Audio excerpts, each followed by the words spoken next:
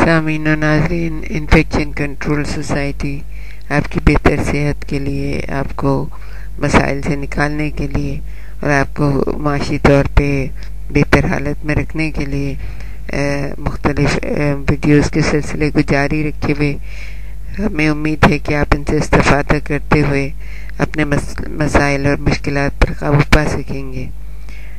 سب سے بڑا مرحلہ جو ایک انسان کے اس دنیا میں آنے کا ہوتا ہے، وہ اس کے بارے میں ہم لوگ گفتگو کر رہے تھے کہ جو ماں جو ہے اس کی صحت کس طرح سے برقرار رہ سکتی ہے، اور اگلی جو پریگننسی ہوتی ہے اس میں ارلی جو مشکلات ہوتی ہیں کہ 24ویں ہفتے میں کبھی کبھی ماں کی حالت بگڑ جاتی ہے، فیٹس کی حالت بگڑ جاتی ہے یا مشکلات آ جاتی ہیں، تو اسے کس طرح سے نمٹنا چاہیے۔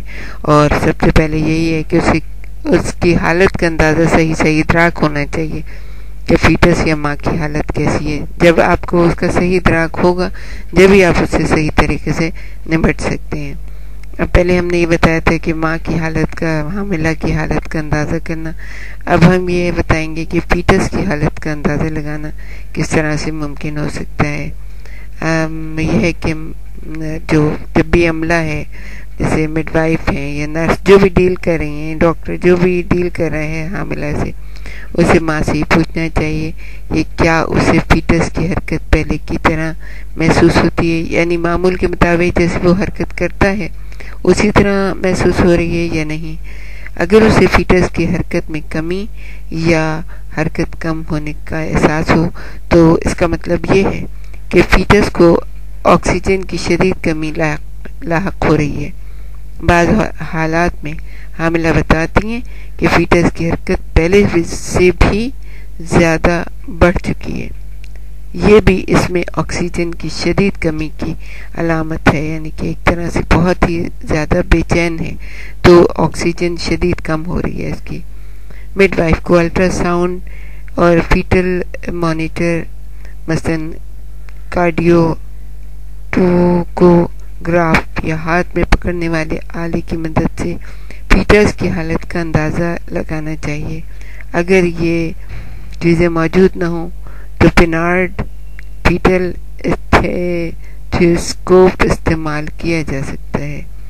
فیٹس کو آکسیجن ملنے کا انحصار اس بات پر ہوتا ہے کہ پلیسنٹا کا کتنا حصہ اس کے ساتھ جڑا رہ جاتا ہے۔ فیٹس کو آکسیجن کی کمی ایک نوعیت کی ہنگامی صورتحال ہے۔ اس موقع پر طبی امداد فوراً طلب کرنی چاہیے۔ اب ہم آپ کو یہ بتائیں گے کہ پلیسنٹا پریویا سے نمٹنا۔ پہلا یہ ہے کہ پلیسنٹا پریویا سے نمٹنے کا انحصار ان چیزوں پر ہے کہ بلیڈنگ یعنی خون نکلنے کی مقدار کتنی ہے۔ صحیح ادراک ہونے کے بعد آپ اس کا صحیح طریقے سے اندازہ لگا سکتے ہیں۔ اور نمبر 2 یہ ہے کہ ماں اور فیٹس کی صورتحال کیا ہے۔ آیا فیٹس بہت بے چین ہے یا اس کی حرکت رک چکی ہے یا ماں شوق کے قریب ہے۔ اور نمبر 3 یہ ہے کہ پلیسنٹا کا مقام، کہ پلیسنٹا جو ہے کس جگہ پہ ہے، آیا بالکل نیچے ہے یا سائڈ کی دیوار میں ہے یا اس کے کون سے مقام پہ وہ جڑا رہ گیا اور کتنا جڑا رہ گیا ہے۔ اور پھر یہ ہے کہ 4 یہ ہے کہ حمل کا مرحلہ۔ اب محتاط طریقے سے ان سے کیسے نپٹا جا سکتا ہے؟ یہ طریقہ اس وقت مناسب ہوتا ہے جب معمولی سی بلیڈنگ ہوئی ہو اور ماں اور فیٹس کی حالت اچھی ہو۔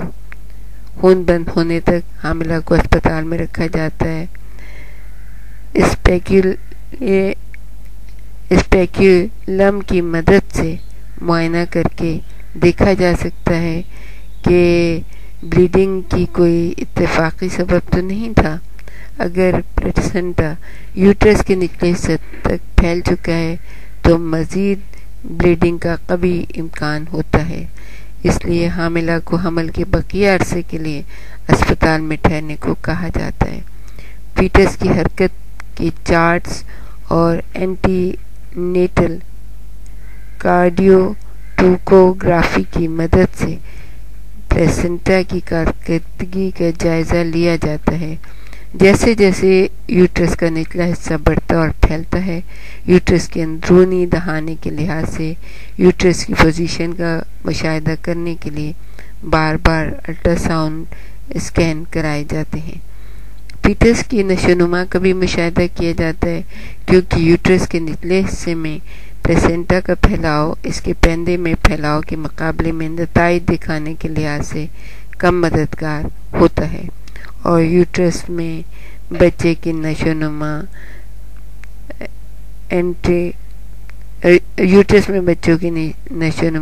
کم ہو سکتی ہے۔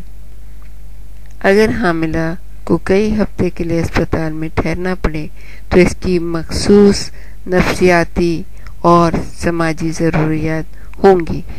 اگر اس کے دوسرے بچے بھی ہیں تو حاملہ کو ان کی دیکھ بھال کی فکر لاحق رہے گی، اس لیے ان بچوں کو اس سے اسپتال میں باقاعدگی سے ملاقات کا موقع دینا چاہیے، اور اسپتال کے عملے خصوصاً مڈ وائف یا نرس کو اس کی ذہنی، جذباتی اور نفسیاتی ضروریات کا خیال رکھتے ہوئے اس کے ساتھ نہایت نرم اور اپنائیت کا سلوک رکھنا چاہیے۔